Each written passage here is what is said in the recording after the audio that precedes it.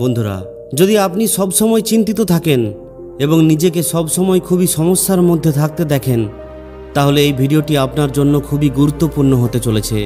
এই ভিডিওর মাধ্যমে আপনি এটা বুঝতে পারবেন যে কিভাবে আপনি নিজের জীবনের সমস্ত চিন্তা, সমস্ত সমস্যার থেকে মুক্তি পেতে পারেন। তো আসুন শুরু করা যাক। একবার এক বড় রাজ্যের রাজার এক সন্ন্যাসীকে খুবই ভালো লেগে যায়। ওই সন্ন্যাসী ওই রাজ্যের পাশেরই এক জঙ্গলে থাকতেন। তিনি একটি গাছের নিচে কোনো চিন্তা ছাড়াই আনন্দে সেখানে বসে থাকতেন।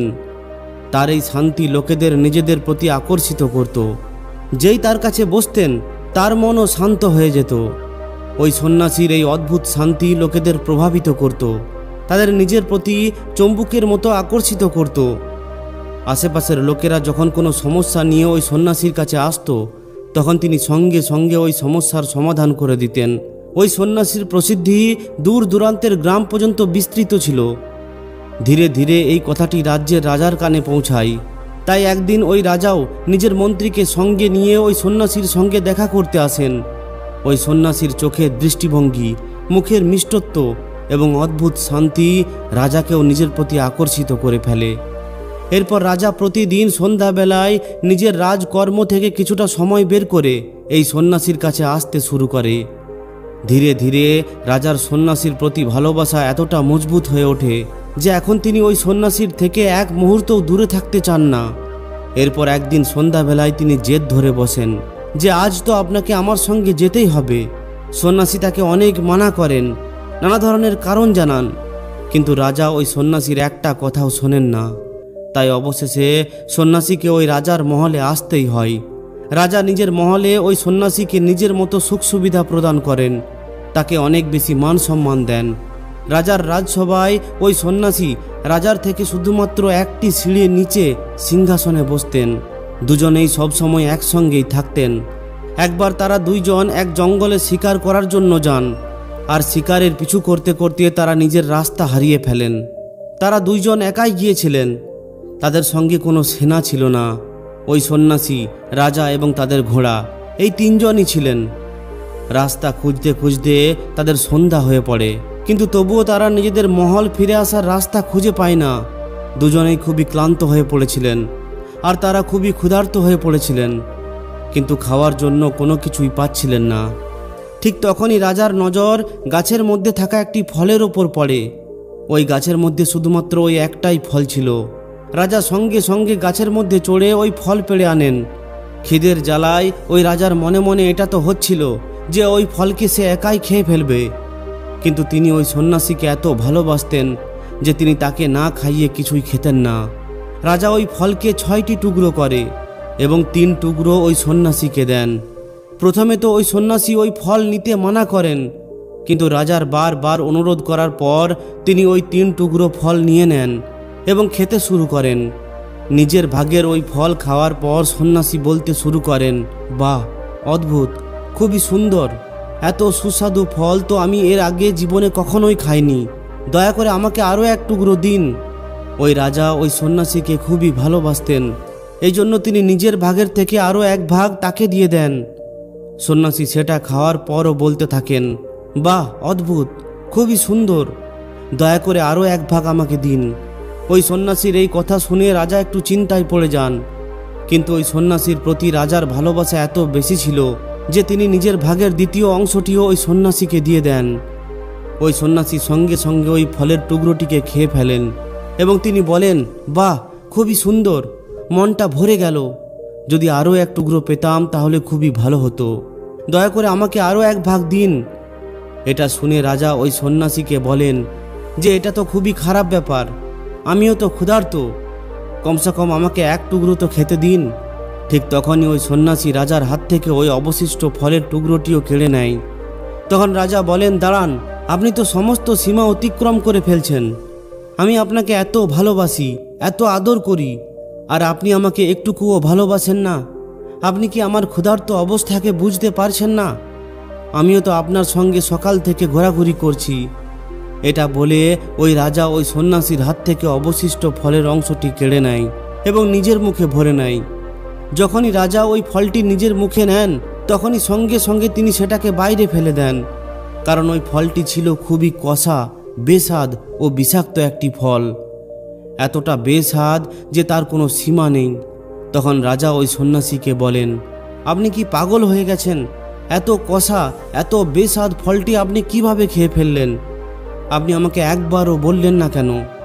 তখন ওই সন্ন্যাসী বলেন, যে হাত দিয়ে এত বেশি মিষ্টি মিষ্টি ফল খাওয়ার জন্য পেয়েছি, তার হাত দিয়ে একটি কষা খারাপ ফল খেতে কোনো অসুবিধা নেই। এটা শুনে রাজা ওই সন্ন্যাসীকে নিজের গলায় জড়িয়ে ধরেন।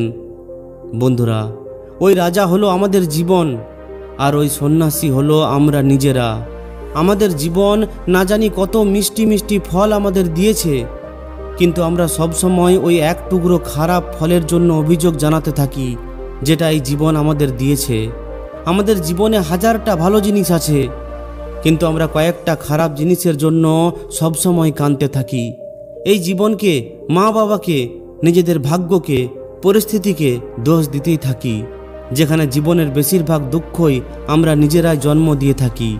আমরা নিজেদের সময়কে বরবাদ করে, লোভ লালসা করে, মিথ্যা বলে, পরিশ্রম না করে, কিন্তু আমরা নিজেদের অন্তরে দেখার বদলে অন্যদের দোষ দিতে থাকি। আমরা জীবনের ভালোটুকুকে দেখতে পারি না, শুধুমাত্র এই ব্যাপারে বিভ্রান্ত হয়ে থাকি যে আমাদের জীবনে কি কি দুর্বলতা আছে। আর এটাই হলো সবথেকে বড় কারণ আমাদের দুঃখের, আমাদের চিন্তার, আমাদের সমস্যার, আমাদের অসফলতার। কারণ যা কিছুই আমাদের কাছে আছে, আমরা তার জন্য ধন্যবাদ জ্ঞাপন করি না। আমাদের মধ্যে আছে শুধুমাত্র অভিযোগ। এই জন্য যা কিছুই আপনার কাছে আছে তার জন্য কৃতজ্ঞতা জ্ঞাপন করুন, ধন্যবাদ জানান ওই ব্রহ্মাণ্ডের শক্তিকে, আপনাকে এই সমস্ত কিছু দেওয়ার জন্য। আমরা যে জিনিসটির জন্যই কৃতজ্ঞতায় ভরে উঠি, ওই জিনিসটি কয়েক গুণ হয়ে আমাদের কাছে ফিরে আসে। এই জন্য আপনার জীবনে যা কিছুই ভালো হচ্ছে, আর যদি আপনি চান সেটা আরও কয়েক গুণ হয়ে আপনার কাছে ফিরে আসুক, তাহলে আপনি ওই সমস্ত জিনিসগুলির প্রতি কৃতজ্ঞতা ও ধন্যবাদ জানান।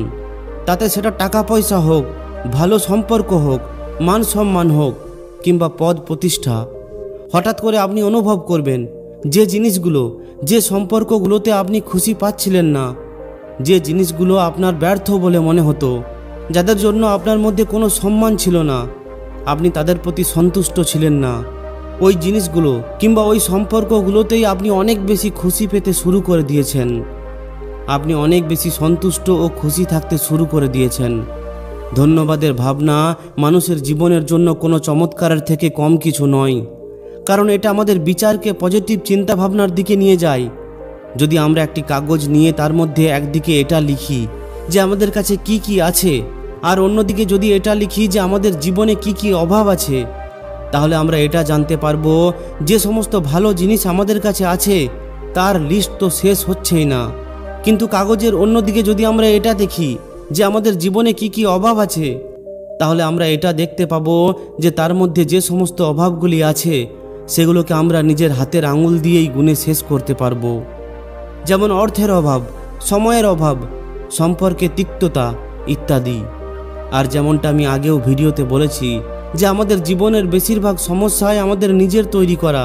যদি আমরা চাই তাহলে একটু বেশি পরিশ্রম করে, নিজের সময়ের সঠিক ব্যবহার করে, নিজের সম্পর্ককে একটু বেশি সময় ও সম্মান দিয়ে নিজের জীবনের বেশিরভাগ সমস্যাকেই শেষ করে ফেলতে পারি।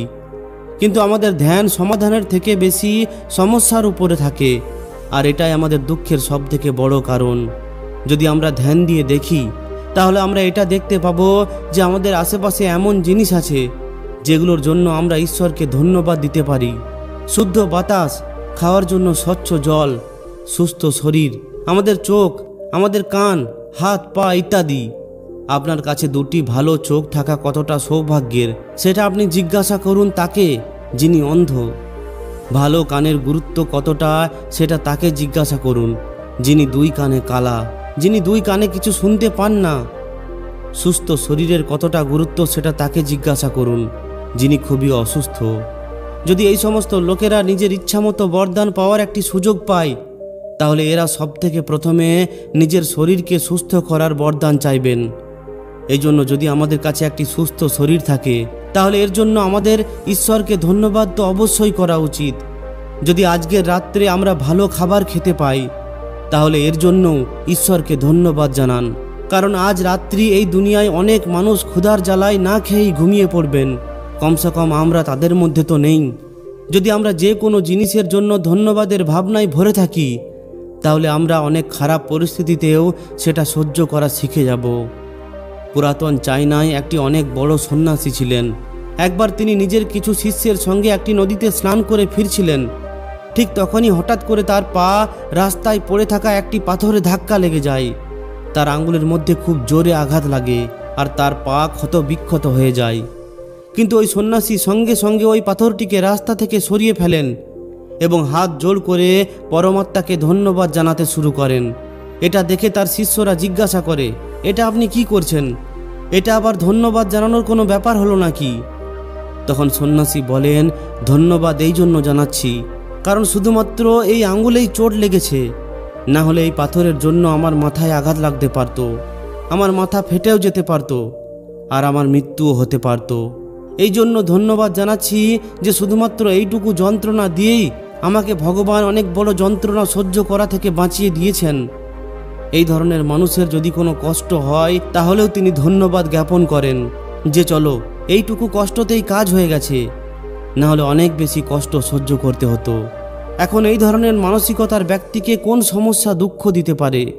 এই জন্য বলা হয় যে ধন্যবাদের ভাবনা অনেক বড় দুঃখকেও সহ্য করার ক্ষমতা দেয়। এই জন্য সৌভাগ্যের ভাবনায় ভরে উঠুন ওই সমস্ত ইতিবাচক জিনিসগুলির জন্য যেগুলো আপনার কাছে আছে। এটাই দুঃখ ও চিন্তা থেকে মুক্ত হওয়ার একমাত্র রাস্তা। তো বন্ধুরা, আশা করি আপনিও বুঝতে পেরেছেন যে কিভাবে নিজের জীবনের দুঃখ ও সমস্যা থেকে মুক্ত হতে পারেন। যদি ভিডিওটি ভালো লাগে তাহলে অবশ্যই একটি লাইক ও শেয়ার করে দিন। আর যদি এই ধরনেরই আরও শিক্ষামূলক ভিডিও পেতে চান তাহলে আমাদের এই চ্যানেলটিকে অবশ্যই সাবস্ক্রাইব করে নিন। ধন্যবাদ।